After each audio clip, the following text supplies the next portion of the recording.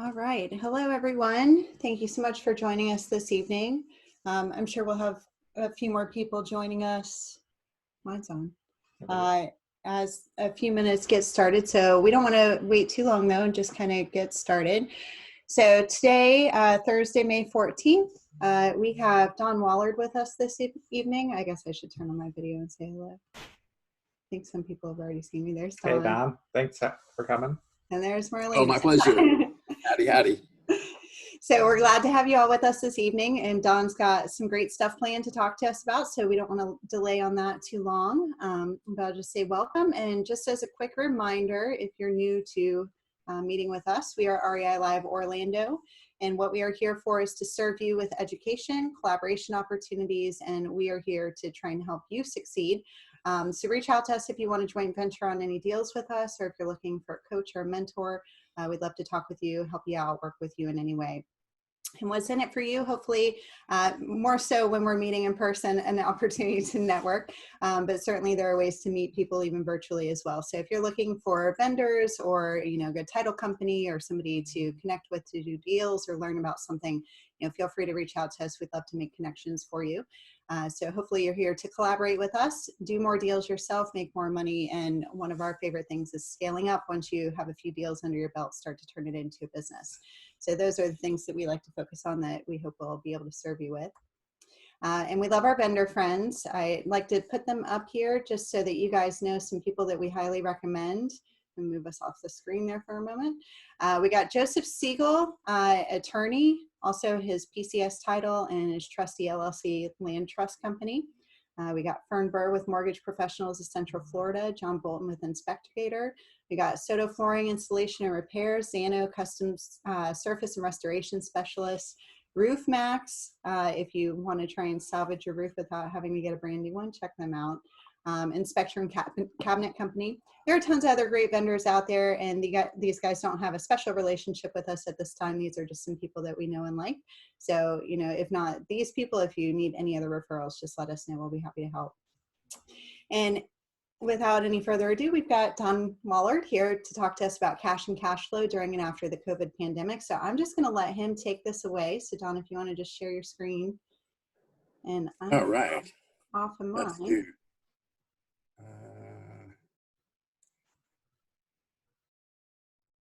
All right, Marlena, I think the share screen's coming up. There we go. How's that, Josh? Let's see here. We're going to do a share screen and bring in.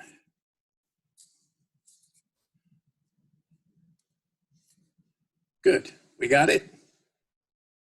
Good deal.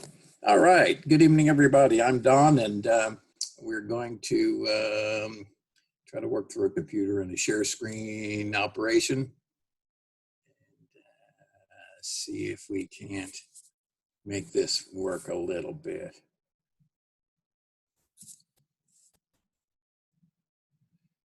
All right. As if you can tell, I'm new to Zoom and have a new computer tonight. So I'm going to try to go through a brief presentation and some slides. I'm going to talk about the pandemic, some stuff I kind of see looking out, how to make a little money, maybe a lot of money with what's going on.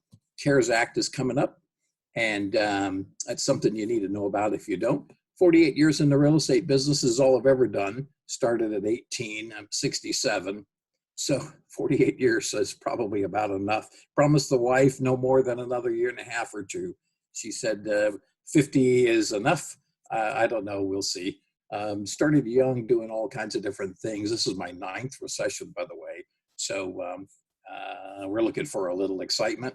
Worked at the U.S. Department of HUD as an asset manager, area management broker, done hundreds of rehabs and wholesales and fixed flips, fixed rehabs, auction deals, short sales, payoffs, and pretty much seen the gambit. I like single family homes. I work in the single family home arena, and that's pretty much what we're going to talk about tonight. Multifamily, commercial, it's all a little different out there now, especially with commercial. On the screen, we operate jiffybuyer.com. That's our marketing company. I'm Buyers Direct Real Estate out of DeLand, Florida. LinkedIn, I've got a resume up just for conversation and so forth. What's happening out there? Well, you know, I've never seen a market quite like what we have. We've got actually a good market, strong buyer demand, strong tenant demand, shortage of inventory, kind of unique, low interest rates, and homeowners literally defaulting en masse, and it's all happening at the same time, which basically means that if you have inventory, if you have product, you can sell it and sell it pretty quickly. I'm going to show you a couple of my deals tonight. I'm actually going to show you some photos, tell you how we did them, where we got them, and you can kind of see the idea of spreads with a little knowledge, showing up at the right time, at the right place. They'll put money in your pocket and do it very quickly. So that's my business. Unique to this pandemic, maybe it isn't unique to the pandemic, but certainly unique to America, is the mass unemployment that just pummeled us. I've never seen or heard tell of anything like it. Never could have dreamed of it. I'm a reader, went to school for a long, long time. So I don't have any excuses not catching it, and I didn't catch it. I didn't see this one coming. I could have seen other things and thought other things may have caught us before a pandemic. 20.5 million unemployed. Golly, the numbers for June look even worse.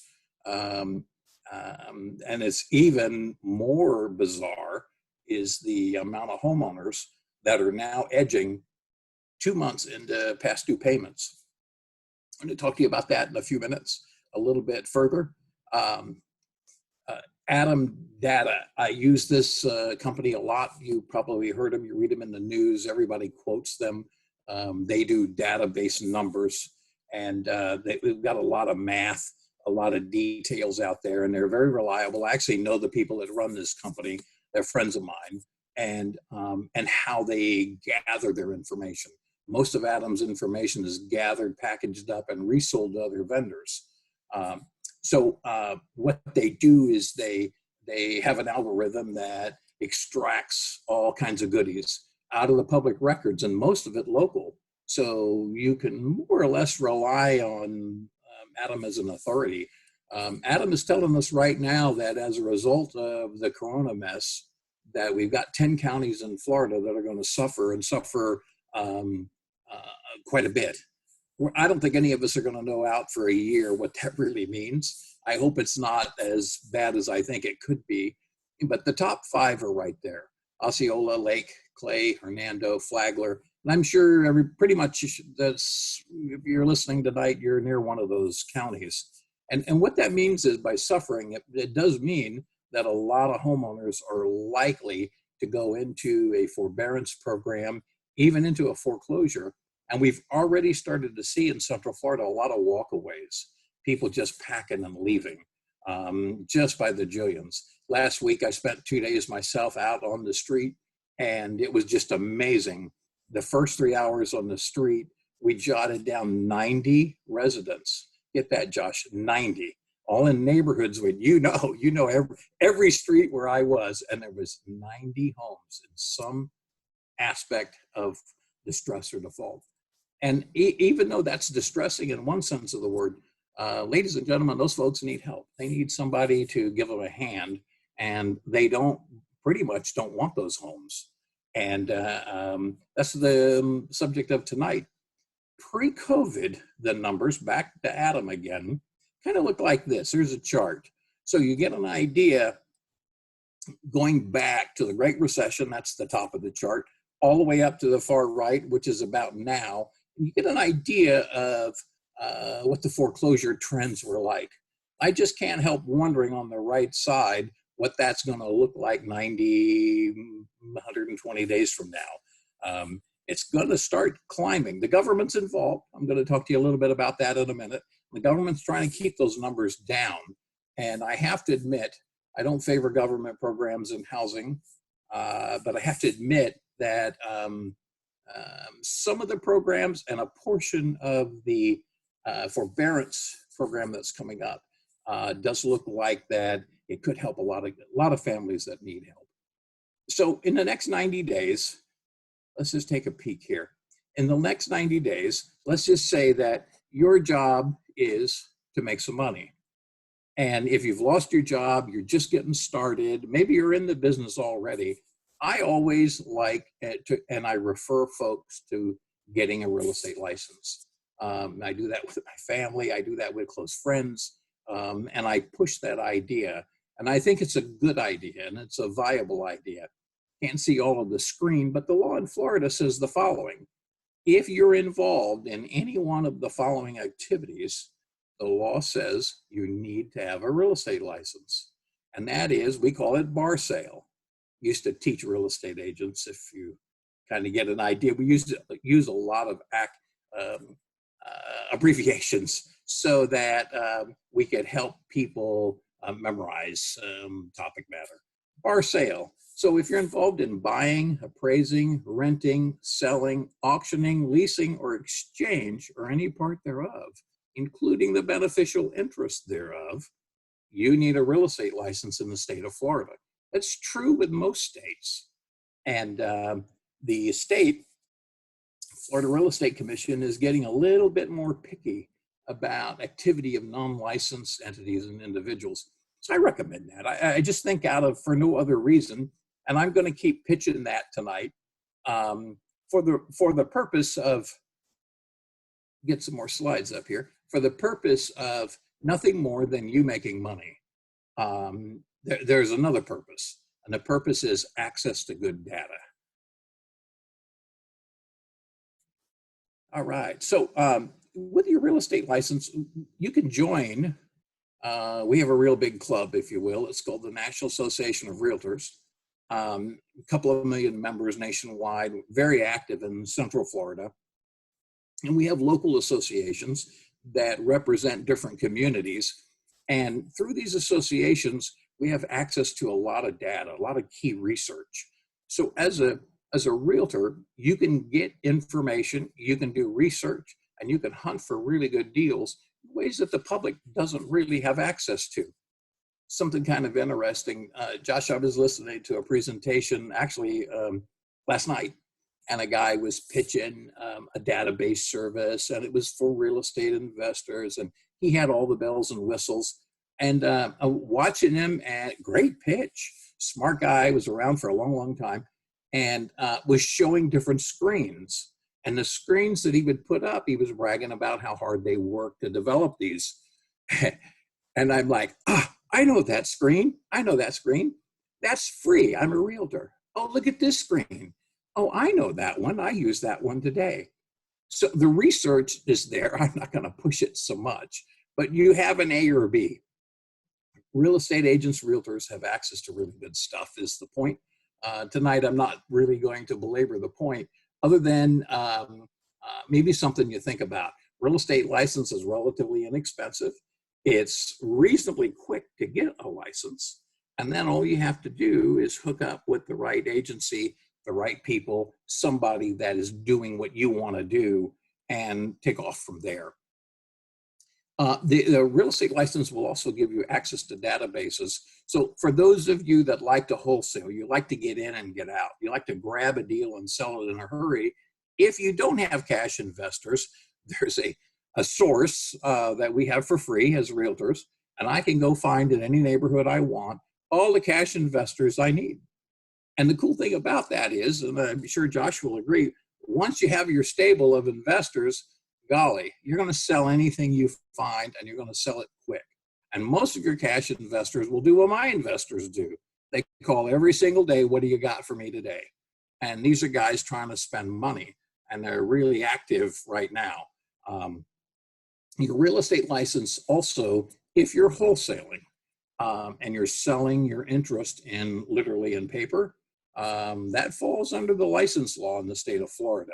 So the right thing to do is to be licensed so that there's no question that your operation isn't what it should be, what it could be. But I recommend that. Let's see what else. So how do you get paid with a real estate license? How do you get paid if you're investor oriented with a real estate license? Well, certainly you can take listings, and the listings often sell themselves. You don't have to do anything except post it in the database, and up it goes, and boom, along comes offers. That's terrific. The other thing that I do with a license is it allows me the flexibility. I can take a listing, I can take a purchase contract, I can take an option contract. Options work like listings. That's like a whole nother topic, but it's kind of fun because with an option I get a spread instead of a small fee. So I make more money on a small transaction. I do a lot of short sales, have done a lot of short sales, closed a couple last month. One we were involved as investors, and the other one was for a family that I'd worked with for some years to help them out of a bind. No matter, the pay is often very good. So while you're doing what you do anyway, having a real estate license gives you the opportunity just to make a little bit extra money. Good thought, I think. All right, so tonight I'm going to talk to you a little bit about the CARES Act, and I'm going to talk to you about the CARES Act in two segments. The first segment is about how it impacts homeowners a little bit, and how it impacts tenants. We're going to break that down into two portions. The CARES Act, President Trump signed this into law the 27th of March, and all of a sudden, a lot of money appeared. Congress got involved, and somebody started sending money down the pipeline. And so they started tracking numbers, whoever, in an unusual way. So the CARES Act created a forbearance program, which means if you're out of work and you can't make your home payment, go to your bank or your mortgage servicer and ask them to extend you out a little bit. So a little bit was, there was some programs for 90 days, some to the end of the year, and some for an entire year. That's 12 months. So up to 12 months, many homeowners won't make a payment. Is that a good thing? I don't know. Good, bad, in between. But here's what the forbearance did. Instead of making the payments, they're not forgiving them. So at some juncture, that has to be repaid. So when is that? When the CARES Act first came out, the repayment was a lump sum at the end of your forbearance period, which we all know all those houses would go directly to foreclosure. There wouldn't be too many left on the street. But the government's got involved, and particularly on what we call GSEs. It's government-sponsored, Fannie Mae, Freddie Mac, FHA, VA, Farmers Home, and so forth. Those programs have special protection. So for a homeowner with an FHA loan, not only does the forbearance monies go to the end of the loan, but then they're paid out over time. So the homeowner, it's invisible. And they get a break, they get some time, and they get to work it out. The other thing the Act did was it created a broad base for loan modifications. If you've ever been involved in a loan modification, particularly with a servicing bank, it's kind of clumsy. It's involved. You have a lot of paperwork. And for some reason, they're just experts at aggravating the dickens out of everybody involved. Under the CARES Act, no, they're not allowed that. A minimal amount of paperwork, and the modifications are designed to be processed. Now, that's yet to be seen. Really, the paperwork and the process for that paperwork is not in place yet. And knowing that, and having some smart people in government today, they've created a rapid short sale program. So some of the houses might even be able to get sold reasonably quick to people like you and me. So if in the event that a forbearance isn't working, or it's part of what's working, we're finding a lot of former homeowners, folks here in Central Florida, are moving off to other parts of the country for jobs already. Starting their job move, the company close, and moving the plant from here to there. So those homes have to be what? Forbearance works, and it's designed to work if they live there. If they take off, it's not for that. So if they take off, the home needs to be sold. That's basically the rule. And then income, the investors and the realtors. Short payoffs equal big discounts. Now, forbearances so far are a bit of a quagmire. They do, it presents a bit of a scarlet effect on credit reports. The law says you can't be marked late. If you have a forbearance during the COVID program, you cannot be. And there can be no no impact on your credit score. Well, that's all fine and good, but the big lenders figured out a way around that. So what they do in your credit report, if you have a forbearance, is they put notes in there. What's a note? Cute. They put in a little note that they have to mark the loan paid as agreed with a note. There's a forbearance until next June. So anybody that looks at your file is going to know, or looks at that file is going to know that a forbearance is going on. It's a bit of a problem, and we're hoping that Congress or somebody would get involved and work that out. So if they're going to help the people, they just need to do it and not mess around, and that's kind of a silly thing. Now, part of the CARES Act that I want to also tell you about tonight, in the event you're taking notes, jot this down because this could really help you. All right, so we're talking about making money, right? And we're talking about making money now. We're talking about setting up situations that if you find a situation, a home for sale, that fits a certain model, you can turn that model into cash, okay? So you may want to Google COVID-19 rental assistance and just see in your community what's up. County by county, there's programs. Some cities are offering this now, quite a number actually, are offering a rental assistance programs that are unrelated to the federal program. On the screen to the right-hand side is Volusia County's COVID-19 rental assistance. That's funded by the federal government, by the way. And the total purpose is to help people stay in their home, not get evicted. So the program is funding, it's out there, it's working. And I think it's going to go on for a while, just as long as we're dealing with the worst part of this mess. Now, sorry to interrupt you, but we had a question real quick. Is there a way for people to find out on Adam data or maybe something similar to that, which were the most impacted counties? Google it. Okay. Adam has several stories out, and CNBC had a story up, and CNBC, or I think it was CNBC, but Adam, if you even go to their news, the story's up. I could get it tomorrow, Marlene, and shoot it back to you if you wanted to share all of it. All 10 counties, is that the reference? Yeah, I believe so. And yeah, that would be great if you want to just send it. I'll put it on our Facebook page. Yeah, we can definitely do that. Okay, good deal. So the COVID rental program is limited, it has an income limit. In Volusia County, it's about $57,000 for a 4-person family with a maximum rental assistance of $1,500 a month. And that guarantees right now 4 months, and it's probably going to go out through the end of the year. Waiting for Congress and the president are messing around with some more funding, but it's looking like that's likely to happen. And I'm telling you that for 2 reasons. One, to me, that's really good news, particularly if people are out of work. They've already spent their $1,200. That went quick. So now what do we do? What do they do? What does a landlord do? Well, landlords can get a little help, local programs, or even the COVID-19 program. But hey, let's think about us making some money. So what if you found a vacant house, a walk away, an estate house, something previously in foreclosure, and somebody says, sure, I'll sell you this house. You can take it.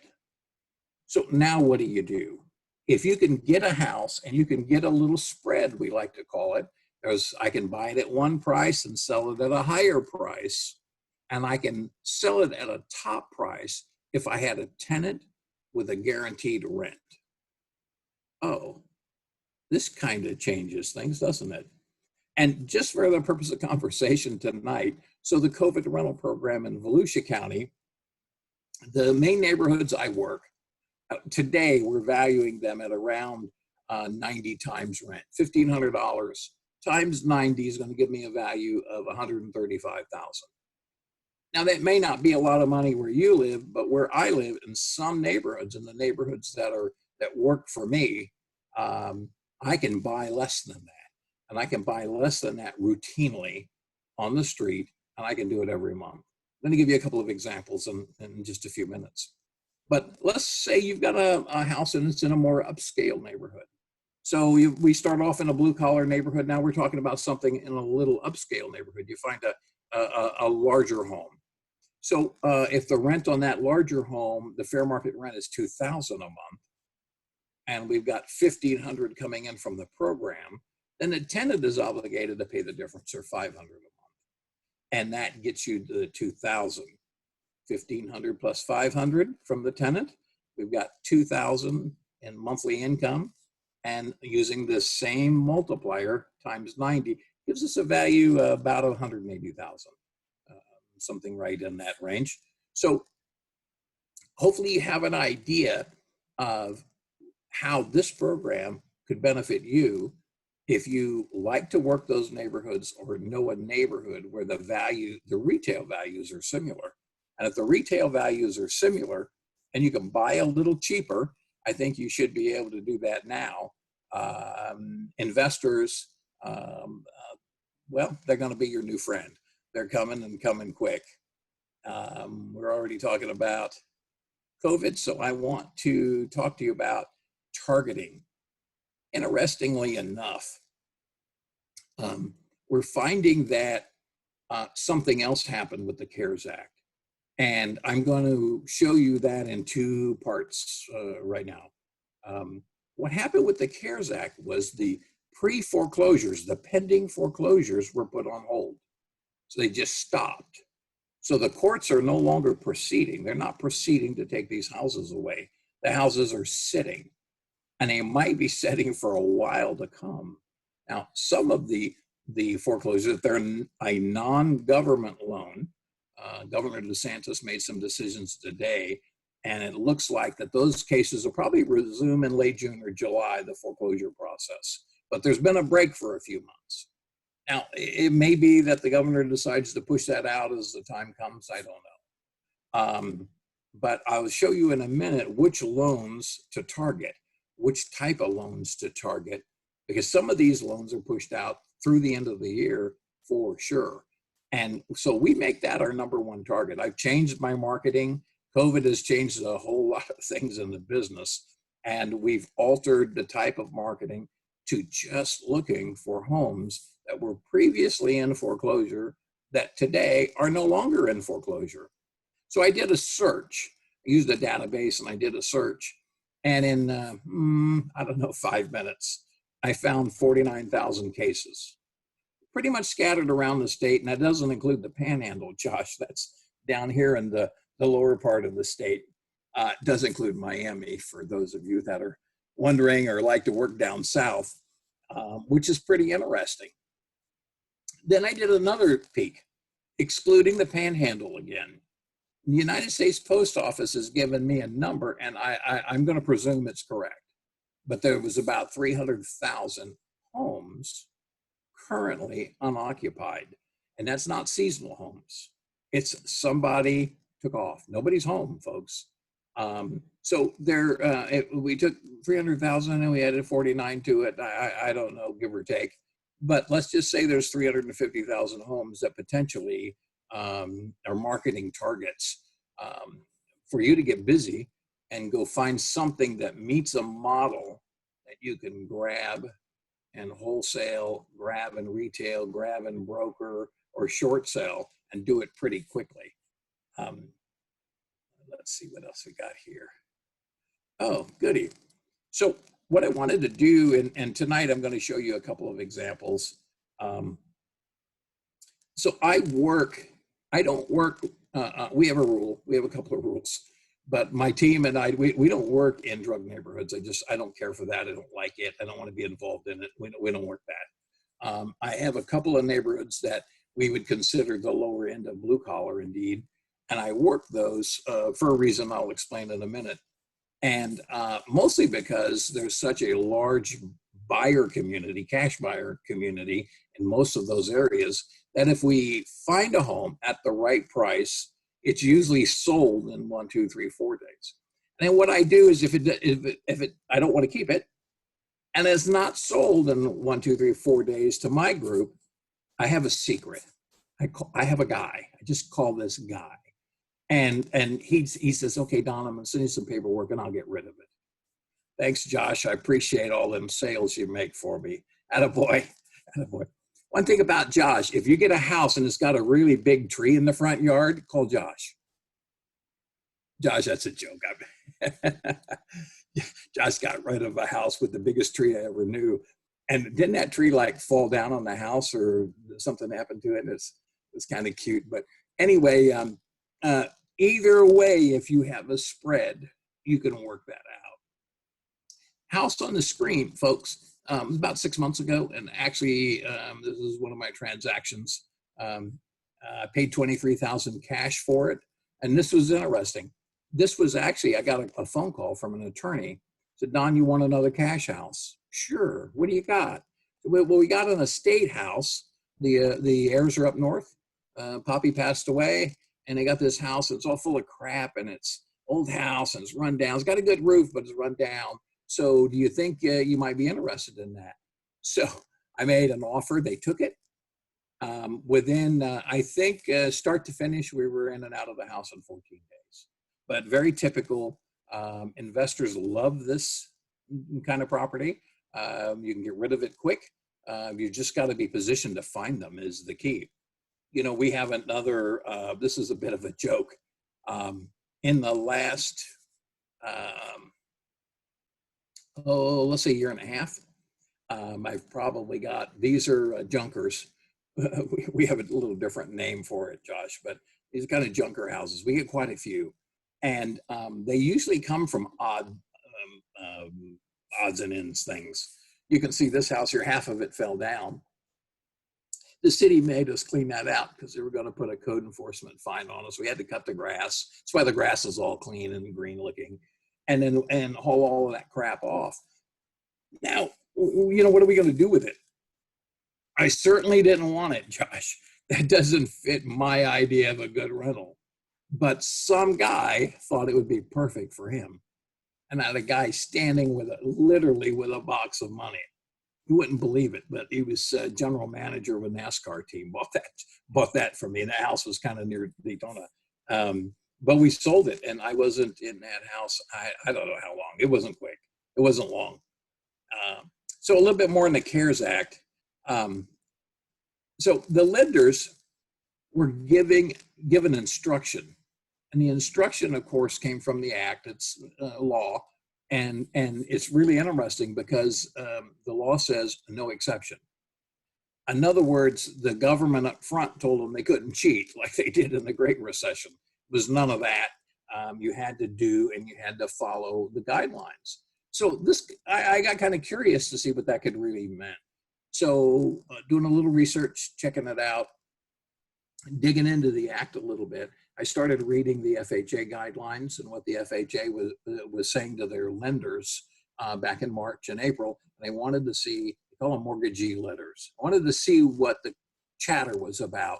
And then I noticed something, that the large law firms that represent banks, mortgage companies, mortgage originators, mortgage servicers in Florida, and one law firm in particular, sent out a notice and a flyer to all of their clients, and I was able to get my hands on it. It basically said, heads up, boys and girls, if you violate this law, you're going to get sued. It's going to cost you a lot of money.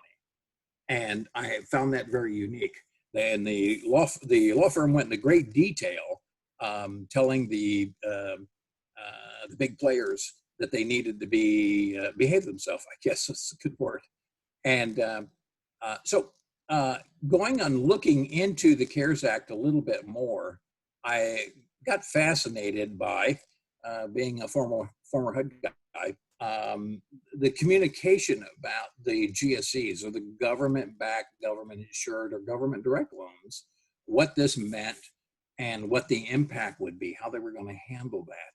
So any HUD loan, any FHA loan or type thereof FHA loan, which that includes reverse mortgages, a whole bunch of those in Florida. Veterans Administration loans, that's a direct loan.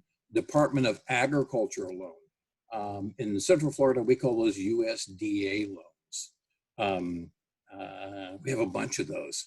I'm going to give you an example of one in just a minute, so you get an idea that these are really, really good loans to target, particularly if you have walkaway properties. And then Fannie Mae and Freddie Mac have interest in a lot of mortgages in the United States, maybe like 60%.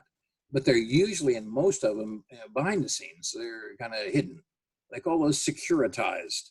So you may or may not know, and you have to hope under the CARES Act with the no exceptions clause that the mortgage servicer is being honest if they try to take one of these properties to foreclosure that is actually really owned by Fannie or Freddie, Jenny, or another organization. Now, two things I want to address just for a few minutes is first, reverse mortgages. So reverse mortgages don't go into foreclosure very often. And I like chasing reverse mortgages because usually those properties have equity.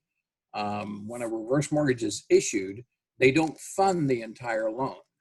For example, if a guy took out a $200,000 loan, at the closing of the loan, they're going to fund maybe $80,000 to $100,000. What if the property is worth $400,000? Oh, you see how there is a big gap there. So with a reverse mortgage, there is a type of mortgage that we've always tracked, and we get some pretty good deals as a result of reverse mortgages that are in default. Now, reverse mortgages go in default, boys and girls, if you're not familiar, for a couple of reasons. First reason is that the debtor, the owner, passes away, and there's a due on death clause. So after a period of time, reasonably short, usually around a year though, the house being vacant or somebody living there, but nobody's home, so to speak, a foreclosure starts. If it's not that, sometimes the homeowner ends up in a care center, a long-term care center, an old folks home, the like, and then they start a foreclosure then, or they didn't pay their taxes or insurance. But there's not a lot of reasons. They don't foreclose reverse mortgages for not making a payment. It's not the kind of loan it is. Those are really worth looking at because they're now on hold. So anything that used to be in foreclosure that was a reverse mortgage is really worth looking at a little bit. Now, I want to show you an example of something that, if you're not familiar with USDA loans, I'll make a quick introduction tonight. USDA loans have always been really good in my book. We do numbers of them each year because I work some of the communities that USDA loans are current and they're popular. USDA loans could be, and generally they're limited to income, and there's some restriction on the size of the household. They have some nuances, but they'll often finance 100% of the purchase price. Now, I find, and for the life of me, I can't explain this, but I find USDA loans in perfectly good outlying areas, mostly, where the people just walk away for no explanation. A lot of them are people that are elderly, they're immigrants, or they were hurt at work, and they have to move on, and they just walk off. So how does that work? How do you find them, and how does that work? So the USDA, you can Google usda.gov. We'll Google it or go to it, usda.gov/eligibility. And what we're looking for is, on the left side of the screen is a map. And that map gives you the opportunity to scroll in. When you scroll in, here I have a little snapshot I did last night of Central Florida. So you'll see on that map, there's kind of shaded in yellow. Those are the no-go areas. So USDA, they don't loan there. So if it's outside of the yellow, they'll loan there. So that's where most of the houses that are USDA, it is called rural housing for a reason. I want to tell you a secret about it that not a lot of people know. That map that you're looking at changes from time to time. They alter it. And sometimes it's as soon as 1 year. So that map there and eligibility used to be just a few years ago, a lot smaller than it is the map you see now. So sometimes in really good housing neighborhoods, Deltona, Oviedo, out the west side of Pine Hills, you can find USDA homes that are walk away or in some sort of default stage with one of these very unique, unusual loans. So an example would be this. Most of you are familiar with what happens in Florida. I presume you're familiar with what happens in Florida when a foreclosure begins. The document or the default notice looks kind of like this. It's a list pendants, it's a lawsuit begins. And you'll see at the top, United States of America. The USDA is part of the US government. So the United States of America, by and through one of their agencies, is foreclosing this couple in this home here. And a husband and a wife, they had some other minor bills. He got in trouble a couple of times. I guess he liked to drink, and they locked him up a few times for drunk driving. But so they lived there for a while, and they took off. Now, I'm showing you this for the next reason. In addition to that being an example tonight, this is why I really like hunting USDA. Now that loan, by the way, is on hold now for a year. That house until next year is going to sit there and it's already vacant. And can I tell you something? It's already been vacant more than a year. So potentially, unless a new buyer comes and takes over, that house will have 2 or 2.5 years vacant sitting there. Nobody's home. Just dilapidating and so forth. So I really like to go out of my way and finding these kind of folks and having a chat with them about their house. So hang with me a minute. Look at this. The very top left, you can see it's a USDA loan. I put a little arrow there, USDA, and that's on every USDA paperwork you find. If you have your real estate license and you have access to the realtor system, these are really easy. Once I have the address, I can populate that document, and it takes 20 seconds, 30 seconds, and I can take a quick peek to decide, is this a house I want to look at? Is it a house I want to invest my time in? Or is this something I want to pass? Well, this one, ladies and gentlemen, if you'll look at the date of the document, it's November 1991. Does everybody see that? Josh, you got that? All right, there, November 1991. So, and the amount of this loan was $48,000. You got that? So a $48,000 loan in 1991, and that guy has been making the payment every month until, say, 2 years ago. What do you suppose the balance of that loan would be today? Well, certainly less than that. Would he have paid down half of it? Would he have paid down 2/3? Well, you'll see over on the right side, November 2024 is the last payment. That loan is almost paid out. This guy might not owe 10 or 11,000 on a house he doesn't even want. Isn't that interesting? Doesn't want. It's loaded with equity. By the way, we call it a shake and bake, but a fix up on this house, the house is worth 160. And this cat doesn't want it. Interesting, isn't it?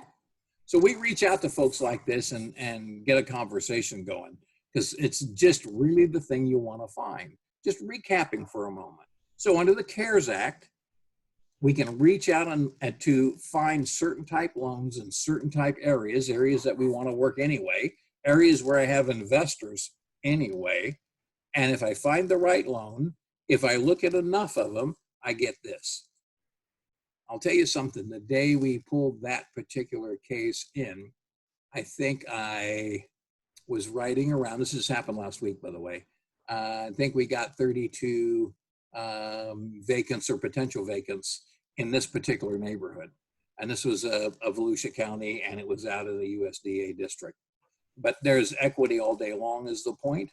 This house is fixable with minimal dollars, and it's ready to go. It's the kind of thing that we like to chase, but hopefully that'll give you an idea. Oh, Hey, Don, here's real one. quick. I'm sorry. Yes, We had a question. Why would somebody want to do a reverse mortgage at this time or in general? You know, this is a $64,000 question. So I got a chance to ask a buddy of mine recently. So my wife and I we're at that age, and the conversation comes up. So I asked a friend of mine. His wife passed away last year, and he's just by himself. He's 74 years old. He has no heirs, none. Has a lot of friends, but he has no heirs.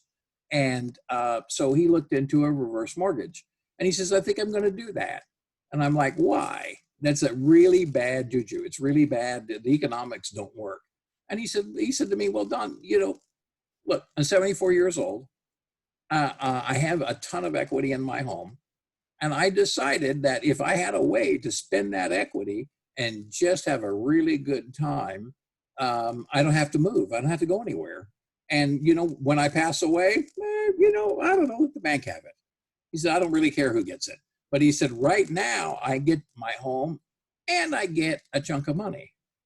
And the best way I can explain that is we actually sat down with a yellow pad and did a T-bar. We keep it or we don't. And part of the T-bar was, well, instead of the reverse mortgage, let's just go get an equity line, or let's just go get a big mortgage because we can pull more out. Well, he didn't like that idea because he had something else that he had to remember that month, and that was making that payment. And still, at the end of the term, if there was equity in the house or a payment to be made, who's going to do it? The bank's going to get the house anyway, Marlena. So his thought was, if I can use the money and keep my house and I don't have to be bothered with the payment, it just makes sense to me. And I don't know any other way to explain a reverse mortgage other than that. It's just that it makes sense to some people. My wife and I, we're building a retirement home now, kind of in a pretty place where Josh is from, actually. And we thought about that. I mean, it's not cheap over there, Josh. Everything costs a lot of money. And so we're tying up. What? And so we thought about that, but it isn't for us. So two schools of thought. I just don't want to be obligated at any level. I don't want to be that if one of us went, the other one has to worry about anything that's relative to making a payment to anything that looks, smells, or acts like a bank. I don't like it. I don't want it. I've spent my real estate career, 48 years dealing with banks. I don't want to do it in old age. So that's just a difference of opinion, Marlena, but I hope that helps. Yeah. Is there anything that an investor could do if there is a reverse mortgage on a property? I know Josh's grandparents, recently we were looking at theirs and we were trying to get it sold and there was just not quite enough equity to get it done. So they let it go back to the bank. But is there a situation that it might make sense if you came across one? Yeah, absolutely. And let me tell you a secret. And shoot, timing is everything, I guess they say. The CARES Act did something for us, particularly us real estate people. And what it did was it took like your family home there. It's now that would be a short sale. It's exactly what it would be. You would go in with your best offer and just work it to death. It's minimal paperwork on GSEs. That's the law, no exception. So you can turn it in, you turn in your valuation and why, an explanation, and there's a good chance that you can get them to settle. I'll tell you something that is unique about, I don't want to leer the conversation or relate the conversation tonight, but something that's unique about reverse mortgages. How do I say this? I have no idea who's listening tonight. So reverse mortgage, the lenders are really massively crooked. They hose these folks, and they do it because nobody complains, or not too many people complain. And when you hear a complaint, it's usually some law firm complaining that, like, look what we found. And Congress goes, whatever, and they go about their business. So in a reverse mortgage, when you look at the payoffs, you'll often find they're what we call fluffed. They add a lot of extra stuff that really doesn't belong there. And I learned, it took me a while, but I learned there's a couple of law firms in Florida that specialize in battling the banks over payoff balances on loans like reverse mortgages. They're very successful. I'm seeing numbers, no kidding, in real time on reverse mortgages where balances are dropped 10, 12, 15, 20% in some cases. There's one particular servicer out there, and they're really big, and they are in Florida, and they have most of the reverse mortgage foreclosures in Florida. It's this one outfit, and man, are they bad. They're awful. So they just like adding to it. And they add to it because the only real party to complain is dead. So if there's no complaints, there's no damaged party, they can steal, and they do it. So what I'm saying to you is that if you've got a property you really wanted, it makes sense. One, you have time now. You know, we've got the rest of this year and maybe into next year, that if you can grab a property, you can grab the heirs, do what you need to do. Talk to your attorney about a probate if you need to probate it, and get all the paperwork wrapped up and go after a short sale or a short payoff. It is good business. I like it. I recommend it. If somebody out there finds it, if Josh and Marlena don't want it, call me. I'm downrange, guys, but you know, call me the little fish down here. But we like to work those. Did that answer the question, Marlena? Was that good enough? Yeah, I think it did. Thank you. So, Marlena, here's one that I just found. I just got the deed to this 2 weeks ago. And I think you guys would probably agree that's in a market area that you know, Central Florida, a really clean, normal house. Before I tell you about the house and how I got it, there's the kitchen. Josh, you can have the table, by the way. I don't need that. There's the bedroom. Again, it's free. That's the bed. I need to get rid of that, Josh. I need to get it out of there. I better get this on the market next week. So we found this little house, and I often tell and share the ways and means that we get, in my world, really good deals. And it's unique, but I think our number one favorite thing, we call it riding around. And this house was really found by one of my team riding around, and it looked just exactly like you see it in that picture. Does that look like an abandoned house that nobody wanted? Josh, the lights are on. I mean, hello. Does it? I mean, the shades are pulled. Doesn't look abandoned to me. And I'm like, what? This house was inherited a few years back by two ladies in another state. And it was one of those things is one day we're going to get to it. Here's the secret. There's no mortgage on this house. It's paid for. Poppy left them a paid for house. I didn't want it. Golly, guess how I found out? We just took a risk. We look at everything, ladies and gentlemen. So when we're out, if there's some little nuance when we're riding around, we have all these little tricks we use. But when we're out riding around, if the bushes in the front are kind of overgrown, we take a second look. One of my other tricks, Josh, is that if the garbage can is in front of the garage and it looks like it hasn't been emptied, there's probably something up. Usually that's the case. Long story short, these two ladies in a conversation, this house, the ARV on this house, and it doesn't need much, is 210. They sold me this house and I have the deed for $80,000. Why would somebody sell a 210 house for $80,000? I never met them. This was done on the phone during the COVID from my computer right here. That was the amount of money they wanted. They knew what the Zillow price was. They knew that.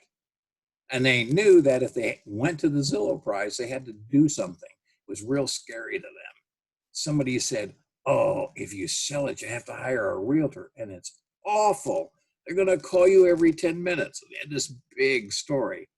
And I said, golly, well, if you could get rid of that house today, what would you take? How much money do you need to do what you need to do in the next part of life if it's quick? Isn't that something? 80,000 for a 210. Good deal? Would you do that deal, Josh? Josh says he'd do that deal. So, and I got that. Why? Here's the secret, Josh, because I asked them. I let them make a decision. I let them tell me what they want. Happens to us every day. It happens to me 3 or 4 times. I enjoy talking to folks. So we always reach out. And one of our rules are he who mentions money first loses. So I never, everybody, how much you give me? When I hear that right away, I already know. I watch American Pickers on TV, Josh. That's how I tune up. And I watch those guys buying junk. And they buy just crap. And they load it in their truck and they haul it off. But you listen to the process of how they negotiate. There's a rhyme and a reason to it. And negotiating to me is just asking questions. Well, I don't know how much I'll pay you. Well, what do you think? And you got to have a price in mind. Yeah, I got a price in mind, but I'm not going to tell you, Mr. Wollard, until you tell me your price. Oh, man. Well, that sure is a nice house. I don't know what my price would be because you want to be paid now or do you want to be paid later? It's a different price. I can pay you now. I can ride right over. We'll give you a check, put the check in the FedEx. Or the other choice is you get paid when I resell it. I have to tell you something. If you're listening to this tonight and you're from the Central Florida market, we do in my world a couple of deals a month where we pay for the house when we get paid. In other words, the seller gets a percentage of what we get when the house is resold. It's amazing to learn how to do that. It's amazing the amount of people that will actually take a transaction like that. It's absolutely true. Happens all the time. Anyway, back to our little house. Well, I'm kind of getting to, I guess I got one more thing here. Marlena, this diagram, you're welcome to share with anybody or any part of my chat tonight. I wanted to show, just for wrapping up, because I guess I'm just about out of time, the flow chart of my business and pretty much how it works. We're a real estate business, but we're really a marketing business. And marketing, of course, our job is to find houses that we can buy at one price to resell them at another, or to re-rent it, as the case may be. And so this is basically the flow chart of everything that happens up front. So up front, what do? Maybe you've seen 10 of these from 10 guys. I don't know. And I drew this on a piece of paper and sent it over to Marlene. It was hand drawn in blue ink. And I sent it over to Marlena, and God bless her, she was able to sort this all out and make some sense out of it. But pretty much this is what happens. So I'm not a big direct mail guy. And it's not because direct mail doesn't work, it does work. I don't do a lot of direct mail because it means I have to think too hard. It gives me a headache. Josh and Marlene, you guys are young, you got a lot of energy. I don't want to work that hard. But nap time in the afternoon, I'm done. So what I want to do is I want to know right away if somebody wants to talk to me about their house. So we do mostly calls, and calls are unique because you have to follow up. But at the end of the day, it makes for a really nice business and a really nice living. And this is pretty much our flow chart. I do have a call center. We use a couple of different ones, and they pick up inbound calls, mostly sellers calling. They, if you don't get to them right away, they get angry and or lose interest, as the case may be. But that's the flow chart of pretty much how we plug everything together and what works for us over here. And I did want to, has property management down at the bottom. And Marlene, if it's all right, if you're on the call tonight and my topics interest you, I've done this a long time. I've got a lot of experience. I've raised a family, gone through 9 recessions. It seems like we've had our wars, but done a lot of transaction, boys and girls. And it's given me the opportunity. I see all kinds of stuff. I mean, it just presents itself to me as I sleep. I do a letter, and I started a letter, I don't know, 10, 15 years ago to my investor stable. And it grew during the recession. And during the recession, the letter brought me a lot of business. And I just talked about what was going on out in the marketplace and how to make money with it. And I still do the letter. It's free. It doesn't cost a penny. It's periodic. So what periodic means is when the wife and I are on holiday, I don't write the letter. So, but we do work on it. I do 10 or 12 a year.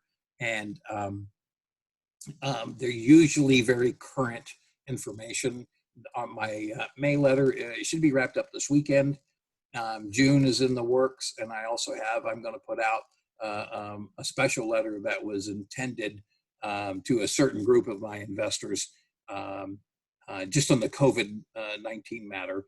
And then, but I'm going to let that go out to everybody. If you want to get on the mailing list, one-time opportunity, here it is. It's tonight, REI Live Orlando.com/Don's newsletter. And what that'll do is that'll get you on my mailing list. And then I will turn around and send you the April newsletter, which is already out. And most of my newsletters are really packed. This is not skinny. So most of them come out 8, 10, 12 pages. Hope you don't mind, but they're worth keeping, I think. That's my pitch. It's been my pleasure. Any questions? Yeah, just real quick, I put the link in the chat for anybody that wants to just go in there and grab it. So it's there. And if anybody has any questions for Don, I don't exactly know how it works, Josh. Yeah, you can either put it into the Q&A, click on there and ask a question, or you can put it into chat. We'll see both. And if somebody wants to speak directly, I think we can unmute you if you want to ask a question that way. Okay, or even send it in afterwards. I mean, any way that it would work. Yeah. Happy to help. Yeah, so that newsletter is really awesome. Lots of great information. I saw the last couple of months of it. So you definitely want to sign up for that. No reason not to. And if you have any questions for Don, do we have anybody? I have a question for Don. Has your business, has it stayed the same since this whole COVID thing? Has it slowed down or has it picked up? Yes, yes, and yes. It's changed. And I think it's going to continue to change. I expect it's going to morph over a period of time, Josh. I mean, we're going to see a lot of changes the next year and a half. I don't know, my crystal ball's a little smudgy. I don't know what it means looking at the future, but there's a lot I like and a lot out there that's going to be very good for people that do what we do. So the answer is about the first 3 weeks, we were as confused at my house as everybody else's. The wife and I, we've been locked down now for 7 weeks. So we're getting a little tired of it. This week was the first time I went out and started looking at property again. But pretty much, I expect us to have a banner year. Okay. Any thought? Awesome. Well, I have a question from Christine. She's asking, can real estate agents see the USDA on the foreclosure list on the MLS? Yes, but you have to pick them out one at a time. So what I do in my world is I use one of the programs that we have in the MLS just to go in and do a map search. And we have a great program. There's actually several of them, but you can do a map tool and then narrow in. When you narrow in, you'll see the houses that are in default. And when you see them in default, you've got to look at them one by one by one by one. That's true. Now, there are programs out there that are pretty expensive that will do that and shorten that time loop. Let's see. Foreclosures Daily is one. Great folks have been out for a long, long time. And they put out a pretty good report. It's expensive, but they shorten the search. We like to do the neighborhood searches ourselves. I don't broadcast with any of my work. I like to identify community to community. And I work communities where I know I can get rid of the properties in a hurry. And if I can't buy it and resell it in under 30 days, I'm probably not going to do the deal. Does that make sense? Mm-hmm. Yeah, definitely. Okay, guys. Well, thank you. Thank you for having me. And it was my pleasure. It was really cool being with you guys tonight. And I know I'll be seeing you take care of those babies. Yes, definitely. And Marlena, where are my cookies? Yeah, I'll have to make some. If you don't mind, can you hit to the next slide? Thank you. All right, so I'll just let everybody, oh, go back one, sorry. Okay. You can just hit your back arrow. Yeah, there you go. All right, so next week, guys, we're going to do a little training on driving for dollars using the Deal Machine app. If you're not familiar with driving for dollars or using the app to do it, you definitely want to check that out. You can register there at reiliveorlando.com/Deal Machine. We'll also post that. There's an event already set up on the Facebook page, and we will send it out in an email as well, so you can check that out. And if you want to sign up for Deal Machine, we do have a 15 deal credit promotion if you want to sign up under our link there. So it's dealmachine.app.link/REI Live Orlando. Or if you're interested in driving on our team, and there's a virtual way to do it too that you can do from home, then you can sign up with us at dealmachine.com/team/Agape Homebuyers. That's to work with our company directly. And there's various ways that you can work with us. So if you're interested, go ahead and sign up, and then we'll get in contact with you and we'll figure out, exactly what will work for your unique situation working with us. And then if anybody was interested in the wholesaler's dot kit that Joe Siegel shared a few weeks ago, that link is still active. You can go check that out there, reiliveorlando.com/wholesaler.kit. So I think that's it. Don, if you don't mind going into that last slide. And we do have a question. So we'll leave that up if anybody wants contact information for us. But we have a question. How does the real estate laws affect real estate investors? For example, in some areas of the country, real estate and agents aren't considered an essential business. So if that is the case in someone's area, does the same law apply to investors who operate outside of a realtor's obligations? I am certainly not an expert in that field. And I don't know that I'm qualified to answer. It seems to be a moving target. We are slowly opening back up. So that's happening. So what does that mean? What's essential and what's non-essential? The realtor, with my realtor license, my business card, I can pretty much go anywhere I want. We sell, we're a housing provider. We lease, we collect rent. We do a whole bunch of services. So we're good. You guys are in good too. I think if somebody was part of the housing provider community, I don't think that the locals would give you a really hard time as long as you fit in that groove. Other parts of the country, golly, it's all over the place. Reading and talking to friends in other states like Michigan, God bless them, they can have it. I like where we go. So I think we're good in Florida, hopefully, and God willing, and we all have a little luck, we'll be up and running here, and maybe late June at the latest. I'm cheering for June. Josh, we haven't been to that secret little place that Mom and I have since March 1st, and her and I dogs are just about crazy. Yeah. So it's time to hit the road, folks. I mean, we got to get going again. Yeah. So, hopefully that answered.